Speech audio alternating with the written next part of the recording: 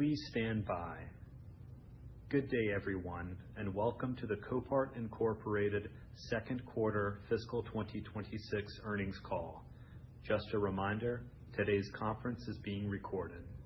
Before turning the call over to management, I will share Copart's safe harbor statement. The company's comments today include forward-looking statements within the meaning of the federal securities laws, including management's current views with respect to trends, opportunities, and uncertainties in the company's industry. These forward-looking statements involve substantial risks and uncertainties. For more detail on the risks associated with the company's business, we refer you to the section titled Risk Factors in the company's annual report on Form 10-K for the year ended July 31st, 2025, and each of the company's subsequent quarterly reports on Form 10-Q. Any forward-looking statements are made as of today, and the company has no obligation to update or revise any forward-looking statements. I will now turn the call over to the company's CEO, Jeff Liaw. Thank you, Owen. Welcome, and thank you for joining our second quarter fiscal year 2026 earnings call. I'll begin with some brief remarks on trends in our insurance business before passing the call to Leah to provide a summary of our financial results. We'll then be happy to take your questions. On our insurance business, for the second quarter, our global insurance units declined 9% or 4%, excluding the effect of catastrophic units from a year ago. Our U.S. insurance units declined 10.7% for the same period, or 4.8% excluding those catastrophic units. The underlying drivers of these changes remain consistent with what we've discussed on our prior calls. First, shifts in policies in force and exposure levels across insurance carriers who themselves are experiencing differential growth rates. Softer overall claims activity driven by a consumer pullback in auto insurance coverage, all partially offset by continuing increases in total loss frequency. On the latter point, total loss frequency continues its inexorable rise, consistent with the long-term historical trends we've observed and discussed at great length. In the United States, total loss frequency was 24.2% in the fourth quarter of calendar year 2025, a slight 10 basis point uptick from a year ago. The year ago period, of course, does include the effects of Hurricanes Helene and Milton. It's notable that total loss frequency has increased over that period nonetheless. Then, when you step back a bit over a multi-year horizon, the upward trajectory becomes clearer still. Total loss frequency in calendar year 2015 was 15.6% in comparison to 23.1% in calendar year 2025. Against that backdrop, our focus remains on delivering superior long-term economic and service outcomes to our insurance clients. First and foremost, we maximize returns for our insurance partners. We believe our auction returns continue to reflect structural advantages of our marketplace, and recent account wins for which we have empirical before and after returns data validates that position. As you know, industry-wide vehicle values have normalized somewhat from the elevated levels we observed during supply chain constrained period of 2021 and 2022, as evidenced by Manheim indices and otherwise. We are nevertheless generating record average selling prices for our U.S. insurance consignors. As we discussed at great length on our first quarter call, we attribute this performance to the scale and diversity of our global buyer network, rising international participation, enhanced data-driven merchandising, and the liquidity that comes from consistently finding for each vehicle we auction its highest and best use globally.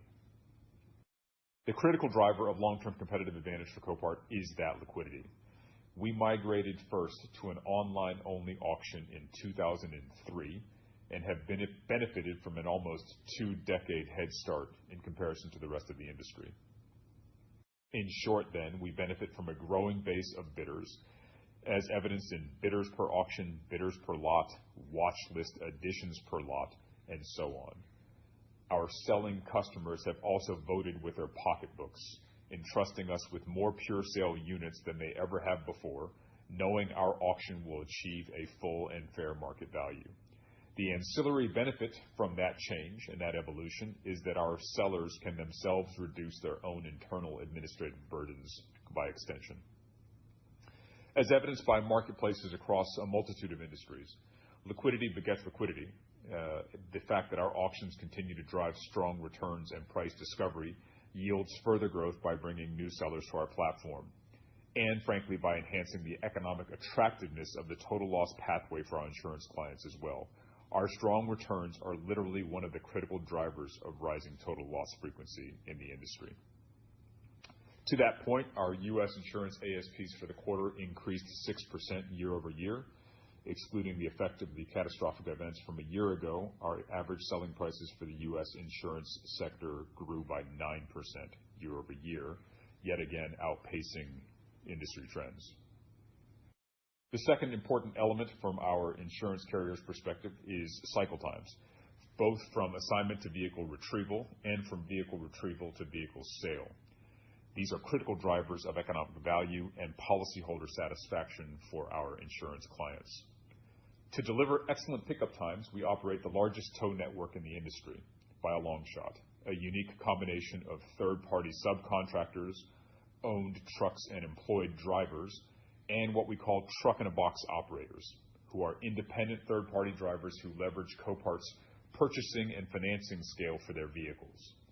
All of these service providers benefit from Copart's best-in-class route density to optimize performance and cost.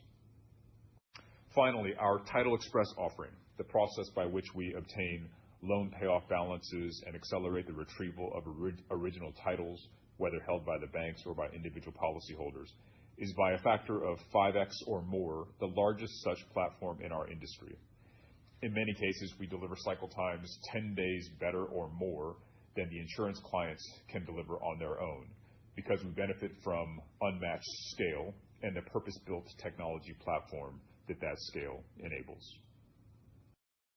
On the specific question of claims activities, we talked at length about, on our last two calls, about trends we've observed in the insurance industry, including consumers paring back their coverage by foregoing collision coverage, raising their deductibles, or both. These trends have continued in our most recent quarter. Historical data does indicate over the long haul that these are more cyclical forces than they are secular. The last point I wanted to make was to shed some light on artificial intelligence and what it means as a critical tool for Copart specifically. We have deployed artificial intelligence at scale along multiple dimensions across our enterprise, including my own significant personal engagement in Claude Code and other such platforms. We've observed, not surprisingly, an exponential monthly increase in use by our own in-house team of engineers. With approximately 1,000 full-time engineers across North America, Europe, and Asia, we have by a healthy margin the most robust and experienced bench of technology talent in the industry and the tech platform to show for it. Artificial intelligence is turbocharging their productivity day to day. We have also deployed artificial intelligence in business analytics, document processing, our call for release processes, driver dispatch, and so on and so forth. As one commercial example, 2 full years ago, we launched a total loss decision tool to the industry, which assists insurance carriers in making expedited total loss decisions with limited information, including, for example, a small sample of photos and otherwise. In every case, as we deploy this critical technology, we are appropriately respectful of the critical privacy and reliability considerations that our sellers will have, as well as the business practices, legal and regulatory considerations of our insurance business partners specifically. We have already seen AI substantially increase our productivity across functions, and we will continue to deploy it to continue doing so. We also know that artificial intelligence will enhance the value proposition we can deliver to sellers and buyers at our marketplace over the long haul. With that, I'll turn the call over to our CFO, Leah, to discuss our second quarter financial results. Thank you, Jeff, and good afternoon to everyone on the call.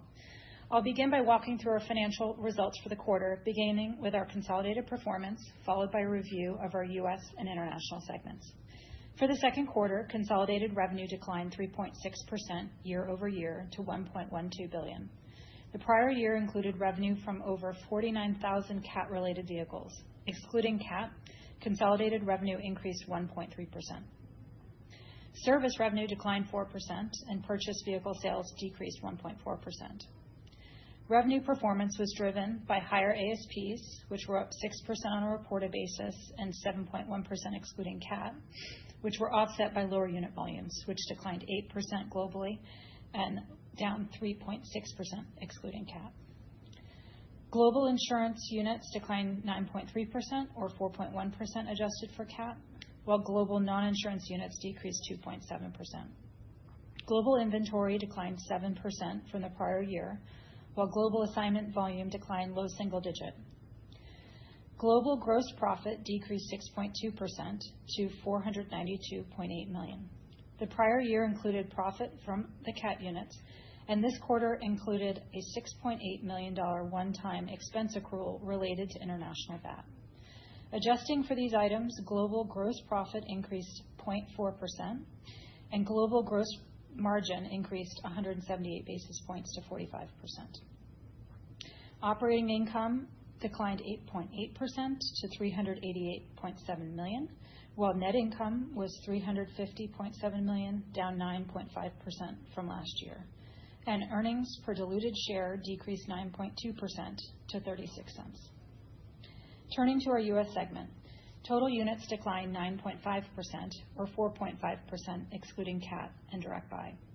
Insurance volumes decreased 10.7% or 4.8% excluding CAT, which are consistent with the claims frequency trends Jeff described a few moments ago. Dealer services unit growth was 5%, while commercial consignment units, which are marketed through our Blue Car channel, declined 11.8%, reflecting higher repair activity among our rental customers, while fleet and bank and finance seller volume continues to grow at a healthy double-digit pace. In addition, as we continue to shift lower value units to our direct buy channel, reported U.S. purchase units declined 23.6%, or just 8% on a normalized basis. As of the end of the quarter, our U.S. inventory had declined 8.1% from the year-ago period. During the quarter, U.S. assignments declined low single digit from the prior year. Purple Wave's gross transaction value growth of more than 17% over the last 12 months continues to significantly outperform the broader industry and reflects our strong performance in our expansion markets as well as growth in our enterprise accounts. U.S. total revenue declined 5.5%, but was flat excluding prior year CAT events. Fee revenue declined 5.6% and was also flat excluding CAT, as lower unit volume was offset by an increase in revenue per unit. U.S. insurance ASPs increased 6%, or 9% excluding CAT, and non-insurance ASPs increased 2%. U.S. gross profit decreased 7.2% to $430 million, or 1.6% excluding CAT, and gross margin was 46.6%. Operating income was $341.5 million, down 9.2% year-over-year, or 2.3% excluding CAT, and U.S. segment operating margin was 37.1%. Turning to our international segment, international units declined less than 1%, or grew 1% excluding prior year CAT events. Insurance units decreased 2.6%, or 1% excluding CAT, and international non-insurance units increased 9.1%. We continue to see strong non-insurance growth across our diversified international footprint, including in the UK and Canada. Revenue increased 6.1%, or 7.7% excluding CAT, to $200 million, including a $13.4 million favorable FX impact. Service revenues increased 7.7%, or 9.4% excluding CAT, which was driven by a 7.6% increase in fee revenue per unit. International insurance ASPs rose 9%. Gross profit grew 0.9%, and operating income was $47.2 million, or a 23.6% operating margin.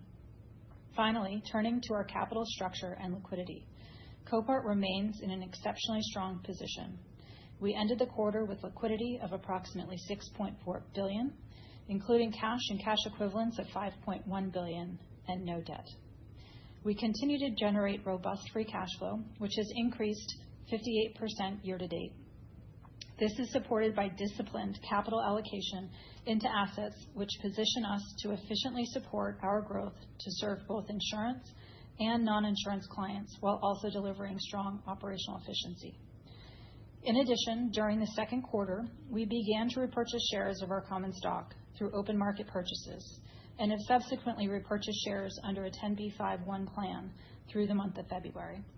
Fiscal year to date, we have repurchased over 13 million shares for an aggregate amount of over $500 million. And with that, I'd like to thank you for joining the call, and we'll open it up for questions. Thank you. Ladies and gentlemen, we will now be conducting a question and answer session. If you'd like to ask a question, please press star 1 on your telephone keypad, and a confirmation tone will indicate your line is in the question queue. You may press star 2 if you would like to remove your question from the queue. For participants using speaker equipment, it may be necessary to pick up your headset before pressing the star keys. And our first question comes from the line of Bob Labick with CJS Securities. Please proceed. Good afternoon. Thanks for taking our questions. Hey, Bob. Hi. So, Jeff, you talked a little bit about some of the macro factors, claims frequency and, lower earned car miles we talked about last call and stuff, trending similarly to prior calls. What are the things you guys are watching to see changes that will change this trend line and get the, industry volumes, back to growth going forward? I know obviously total loss frequency will impact that as well, but excluding total loss frequency, what are the other kind of macro factors that we can watch and you're watching to, get industry volumes back to growth? Yeah, fair question, Bob. I think there is, as you know, there's cyclicality in the auto insurance industry itself, which you'll see in the form of premium growth and contraction. You'll see in the form of combined ratios and so forth. And I think a good portion of the industry, as you know, had passed through finally with the approval of various regulatory bodies rate increases over the course of the past 2 years, long after, frankly, the carriers themselves had experienced underlying cost inflation in the repair universe, labor, and otherwise. So there's a lagging effect where it took them a while, in which it took them a while to pass the rate increases through. And so today they have now far healthier income statements, but also compromised growth as a result. I think if historical trends are any guide, there are ebbs and flows in that regard, and many or some or many will begin reinvesting in growth and driving policy growth in the form of both marketing dollars as well as more competitive approaches to rates as well. So I think those are the kinds of things I'd look to, as the consumer always weighs, various their basket of goods and services purchased. I think more so than on average over the course of my time in the industry and over in comparison to Copart's own history, I think consumers have felt the pain more in the past year or so, relatively speaking, and have pared back their insurance coverage as a result. I think the numbers do bear that out. Okay, great. And then just one more for me, just changing gears a little. SG&A has been back to getting generally operating leverage, or been flat after a period of time where you had growth for multiple reasons. One of them was the sales force buildup. So I was wondering maybe if you could just give us a sense of what you've learned from that sales force, but what you've learned from the buildup. What are the expected returns and outcomes from the larger sales force, and how have they been? What are the successes and failures so far from that? Yeah, it's a fair question, Bob, and I think it'd be probably oversimplifying the picture to say it's merely the sales force itself. For sure, we have invested in our commercial capabilities as you described them, but also in product, in tech, and along these other dimensions you've heard us talk about, whether it's the services we provide to the insurance carriers in the form of Title Express, the artificial intelligence backed tools, and so on and so forth. So there's more to the picture than just that alone. But yes, we do believe it drives differential returns to us, both in the form of unit volume, better selling prices, better economics, period, overall. I don't tend to read too much into any given quarter or any given quarter's percentage change versus a year ago. I understand for a host of reasons why you and other analysts might, right? But we basically treat each expenditure as its own decision that needs to be warranted by the economics. Every investment we make is justified by the economics of this specific project itself. And so in the aggregate, there will be periods in which SG&A grows more than in others. I wouldn't have read that much into even the past few years as you described, just as I wouldn't read a whole lot into today's results either. The calculus remains the same.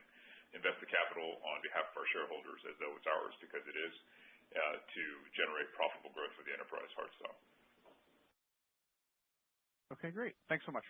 Thanks, Bob. The next question comes from the line of Craig Kennison with Baird. Please proceed. Hey, good afternoon. Thank you for taking my question as well. I wanted to ask about your land capacity needs. If you look at or project your volume for the next 1, 5, and 10-year period and take into account faster cycle times that you've experienced, but also whatever market share dynamics are out there, how would you frame your need to invest in additional land capacity? Sure, Craig, I'll take that. Today, I think we are in an incredibly strong position relative to where we were, say, a decade or even longer ago. That has been a result of very disciplined and focused investment in the magnitude of several hundreds of millions of dollars per year. But we are still focused on where we want to be positioned 10 years from now, and that ultimately may require additional investments in land. Certainly, faster cycle times will allow us to use our land on a more efficient basis, and we take all of that into consideration as we look at individual assets, as Jeff said, even on the investment front, whether it's G&A or an incremental land parcel. We look at it on a specific investment basis to ensure that it's adding capacity and capabilities for Copart to serve our customers in the future. So ultimately, we'll continue to use that same discipline and that same approach. I certainly think that, relative to where we were, like I said at the outset, 10 years ago, we're in a much better position from a land ownership perspective and capacity, but we do anticipate continuing to invest in our portfolio on a disciplined basis to ensure that in a decade from now, we will be well positioned as well. Yeah, thanks, Leah. Craig, I'd add to that point that I think it was now April 2016, so almost exactly 10 years ago, we launched what you remember, you were here at the time, the 20-20-20 initiative, in which we were going to acquire 20 facilities, expand 20 facilities in the course of 20 months, in recognition that the industry was growing and that we were shorter on capacity than we should be. We've invested very aggressively over the decades since to develop both new capacity, to purchase new land, to develop new and existing facilities, and to frankly buy out facilities that we had largely leased over the years. We recognize that long-term stewardship for the industry really requires ownership. Leasing means you don't ultimately control your ability to service the insurance industry. We want to ensure that we can do just that. Now, sitting here where we are, as Leah just described, in February of 2026, we are in a considerably stronger position than we were then. We now have dedicated catastrophic facilities, as you're well aware, in the many hundreds of acres of otherwise idle land in anticipation of storms. The one caveat I'd provide to you is that this is a dynamic puzzle, as you know, with industry trends and the distribution of vehicles and population and so forth, that land acquisition and development by its nature is a long lead time activity, right? So we can't wake up one morning and discover that we suddenly need dramatically more land in the state of X and be able to respond accordingly. So we have to account for some margin, which we effectively do across the United States, and invest accordingly. But for sure, as Leah said, we are in a far more robust position than we once were. Yeah, thank you both. And then, Jeff, just to follow up on your AI commentary, certainly it's been a big topic, especially in the last week, but could you maybe share with us where you see any disruption risk to what Copart does and where you feel well defended by your moat as it stands today? I think we're always appropriately paranoid about disruption and the directions that it could come from. So we are always acutely aware of the need to disrupt ourselves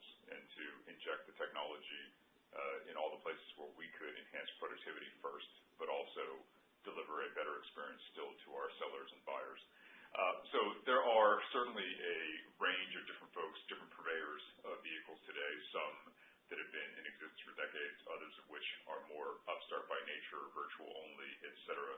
I think the fundamental moats that ultimately define who we are still are physical storage capacity for sure, a global liquid buyer base for sure, a highly recognized online auction platform, deep regulatory knowledge across 50 states, across a multitude of countries, right? That is in and of itself a barrier to entry as well.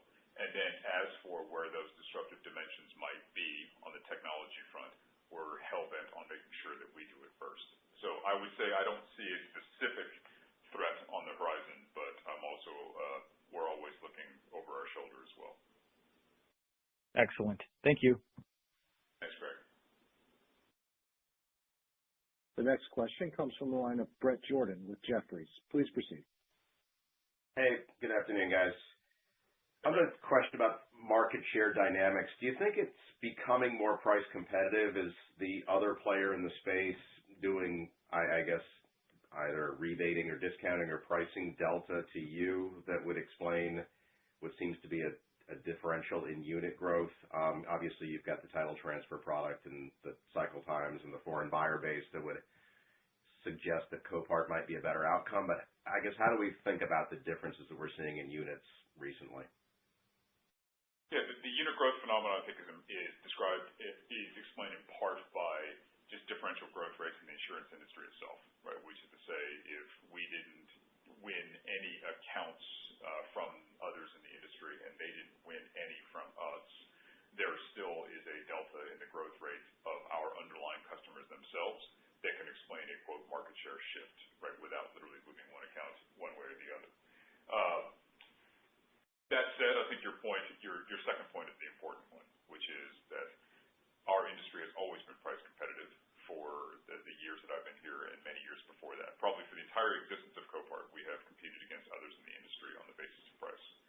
Today, we are increasingly competing on the basis of delivered economic outcomes, which is a far better lens through which to view the Copart business. It's our responsibility as an enterprise, our commercial team's responsibility, and my personal responsibility to make sure that we convey that message to our customers and to the industry, that they understand it's not just fee X that you're paying to Copart or to your alternative providers, but it is the delivered economic outcome, which is first and foremost, overwhelmingly so, the selling price for the vehicle that you're selling at the platform.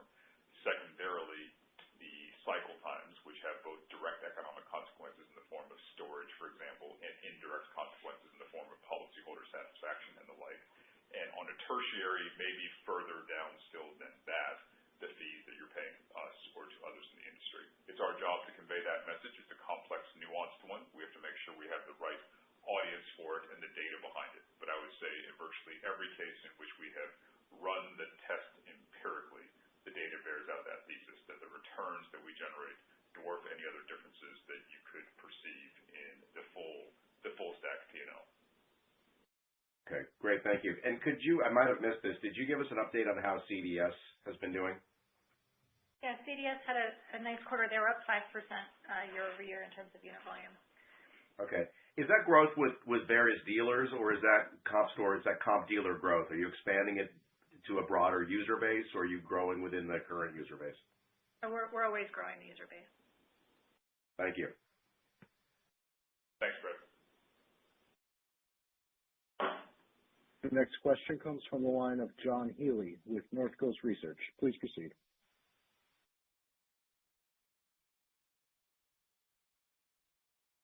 John, you might be on mute. Sorry about that. Thanks, Leah. Wanted to spend a little bit of time just on accident frequency. For the last 3 or 4 quarters, I feel like it's been a hot button debate. And knowing Leah and Jeff, I'm sure you guys don't stop thinking and working on this viewpoint. Would love to spend a little bit of time there. Just any updated thoughts about ADAS, view of kind of the algorithm that investors might be able to use to think about the nuances of growth. Obviously, the volume numbers are down big, but there's some explainable reasons in terms of policies in force that you noted. But was just hoping we could try to get some comfort with thinking about that overarching volume number for the industry. Put aside whatever you or IAA are doing. Just what does this business really grow, do you think, in the next 3 to 5 years? Thanks. Good. A fair question, John. And I would say it has been true for probably all of our adult lives, if not our entire lives, that accident frequency, generally speaking, declines year over year. That has always been true because cars are designed better and they're safer over the years. In the 1970s and the 1980s, we saw for the first time the proliferation of anti-lock brakes. Eventually, we'd see traction control and so on. Today, of course, the safety technologies are arriving in the form of forward autonomous braking modules, lane departure warning sensors, rear cameras, and so on and so forth. So accident frequency has declined always, plus or minus year over year. I think there's one blip from, if I have my years straight, from 2013 to 15 or 14 to 16, some short period of time in which that wasn't true. I think cell phone proliferation, smartphone use accelerated in a way then that was unusual even by historical standards. So accident frequency declines, it always has, and as a result, the number of cars involved in collisions declines gently. The reason it historically has happened very gradually is because the relevant population of vehicles is in the hundreds of millions in the U.S., and the number of new vehicles will ship in a given year, depending on the state of the economy, is 15 million or 14 million or 18 million. Right? The vehicle park of 300 million or so in the U.S. can turn over only so fast. So the changes in accident frequency end up being gradual, and the tailwind in the business is that even if the number of cars that are in accidents decline, the number of cars that are totaled in absolute terms still grows because there are enough total loss frequency increases to more than offset the decrease in accident frequency. Based on what we know now, I don't think that calculus changes. I think there are certainly folks in the autonomous driving universe who may have a different view, but we continue to believe that the algebra is still the same. There is an installed base of vehicles that will collide. There is an awkward transitional period also, as many of those cars don't have the newest and best technology, while cars are on the road that do. The cars that do are often driven by drivers who are still more distracted than they otherwise would be. We've talked about that thesis some in the past as well, the notion of risk homeostasis and folks tolerating more risk as they drive, as they depend still more on technology. So the interplay of all of the above still leads us to believe that the number of cars that are totaled industry-wide is likely to grow over the medium-long term. That's still the calculus as we see it. If your question also on accident frequency, the reality is that a lot of the data often happens in arrears, right? The police reported crashes, fatalities, the most objective such indicators sometimes are published on a lagging basis, but based on everything we track on a regular basis, our fundamental thesis remains unchanged.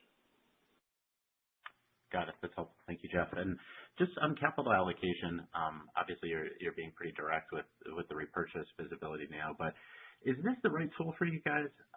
Do you see yourself just using open market purchases, or do you look to kind of, evaluate maybe something more formal or, conceptual in terms of, accelerated program or something like that, or do you think this is just the right approach for right now? Thanks.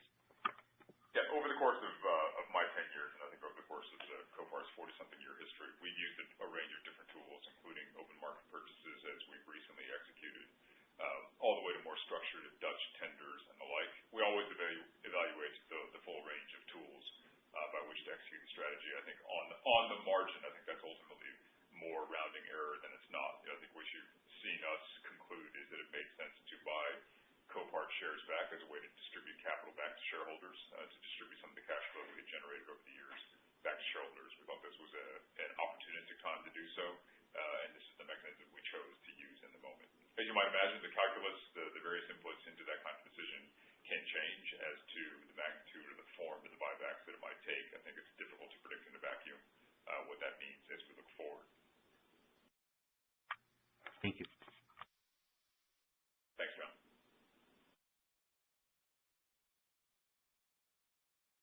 The next question comes from the line of Jeff Lick with Stephens Inc. Please proceed. Good afternoon. Thanks for taking my question.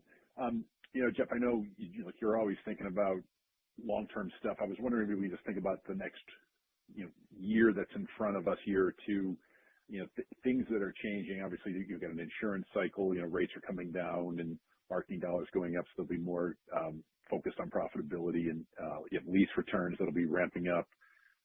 Potentially a lot of those lease returns will be EVs. And then obviously we've talked about, the interesting kind of transition where you'll have some autonomous in the hands of a select few. I'm just curious if, any of these things you view affecting your business in some kind of, nonlinear way. And then just as a follow-up, I'm just curious, since you guys did make the decision to buy back shares, and you're very deliberate in how you do everything, why did you view now is the time to do it? Sure. To tackle those questions separately, I don't know that the catalyst you described, whether it's a mix of technologies, lease returns, and so forth, could have an effect on the business and the trajectory of the business in the near medium term. From our vantage point, it doesn't change the trajectory over a 5 or 10-year term. Right? So insofar as that would inform how we choose to invest in physical capacity, technology, our people, business process, artificial intelligence, it doesn't per se change what we do day to day. Right? I think we are always most keenly focused on the metrics and the forward indicators that would guide decision making, right, as opposed to what might guide near term, what might influence near term results. Right? It's more the decision making that we're focused on day to day. As for your question about the share buybacks, there's no particular witchcraft or anything magical to it. I think it's a function of what general valuation multiples are and where interest rates are, our own views of Copart's relative valuation in comparison, and also the general long-term perspective that we return capital to shareholders via buybacks. Right? So the fact that we're doing them is in some respects inevitable. I think we plus or minus said that in the past. The fact that we're doing them right now is a function of all of the aforementioned. So there's nothing unusual, no aspects of that decision that you would find particularly creative. Right? It's the ordinary calculus that would go into a decision like that. And then just one last quick follow-up. As you think about units inflecting positive, is there any particular catalyst that you look for, or will it just be, the law of, negative numbers getting less negative? Is there anything that you're looking for that says, hey, this might drive an inflection back to positive unit growth? Yeah, I think the question is probably almost too general, right? Meaning we have so many different geographies and businesses, and we continue to drive growth in the blue car segment. You heard Leah's color about the rental car universe having a slightly different approach this quarter. There's cyclicality that's not necessarily tied to the macro economy when it comes to rental car dispositions, and the same is true, frankly, for repossessions from the financial industry or fleet management from corporate clients and such. But nonetheless, taking a step back, our growth in the non-insurance world has continued. In the insurance universe, I think you've heard us describe the underinsurance or insurance purchasing behavior of consumers as a cyclical matter. We believe that's true. We believe the historical numbers would back that up. As for the shifts of policies among different carriers, we believe that to some extent that's cyclical as well. Right? That we do see growth ebb and flow across any individual carrier. We may be in a uniquely or unusually Copart adverse moment in time in that respect, right? That some of the carriers that we are strongest with have not grown as much in the course of the past 12 or 24 months. But over the long haul, we view those trends as often more cyclical than they are secular. Awesome. Thank you very much for taking my question, and best of luck next quarter and next year. Thank you. As a reminder, if you would like to ask a question, please press star one on your telephone keypad. And the next question comes from the line of Josh Botwell with JP Morgan. Please proceed. Hi, good evening, and thanks for taking my questions. Just wanted to start with a question on the headwind from rising mix of uninsured customers. Jeff, as you've noted previously, these vehicles are still getting into accidents, but maybe flowing through alternate channels. With Copart having de-emphasized the low-value units from some of these channels, has this led has this led to an additional pressure on Copart's overall volume growth relative to the broader salvage industry, including the non-insurance channel? Thanks. Another follow-up. Josh, I'll take that. I don't think so. Most of the lower value units are units that are less than $1,000 in pre-accident value. So they are very old, non-drivable, what the industry would consider junk units. I think that the units that we are seeing flow through on the uninsured or underinsured side are likely ending up in impound yards. They're likely ending up retained with the driver, but they then need to find a way to either get it repaired or dispose of the vehicle. So ultimately, some of those vehicles end up at our cash for cars business. Some of them may end up, being auctioned or sold through an impound yard. So there are other avenues in which those vehicles could be disposed of. It just so happens that it's a highly fragmented market, given that it's the consumer's decision to determine where that ultimate vehicle goes if it's not going through the insurance channel. Understood. That's helpful. And then I just appreciate your perspective on the heavy equipment expansion. How has this initiative performed relative to your internal expectations a couple of years ago when Purple Wave was integrated? While the industry cycle has been challenging, curious what areas do you see as a room for improvement? And given the significant consolidation opportunity in the sector, what has kept Copart on the sidelines from pursuing more M&A activity over the past couple of years?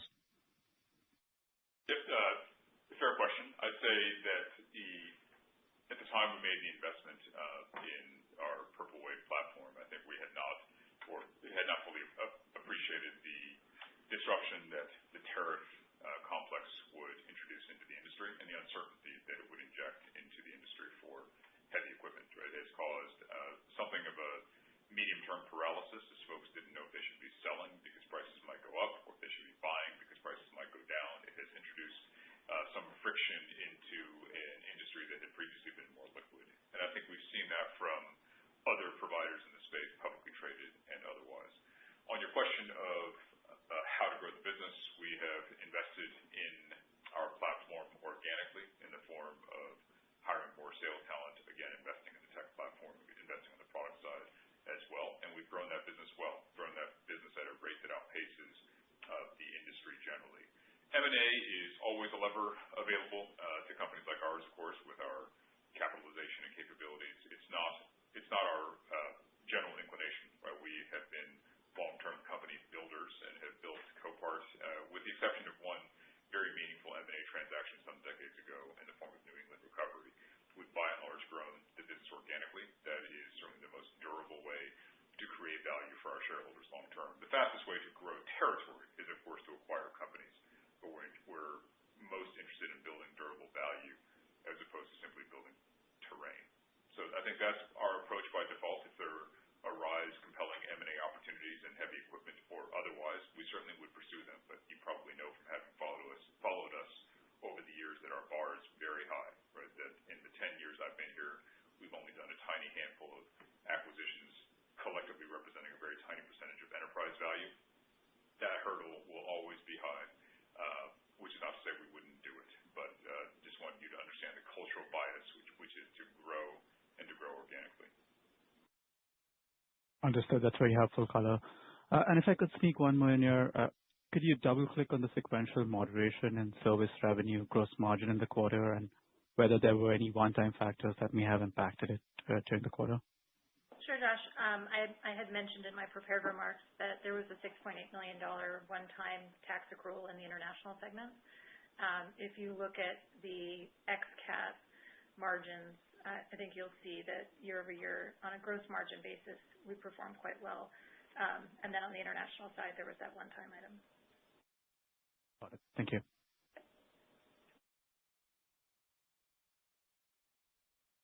Thank you. There are no further questions at this time. I'd like to turn the call back to Jeff Liaw for closing remarks. Thank you for joining us, and we'll talk to you next quarter. Have a good afternoon. Thank you. This concludes today's conference. You may disconnect your lines at this time, and we thank you for your participation.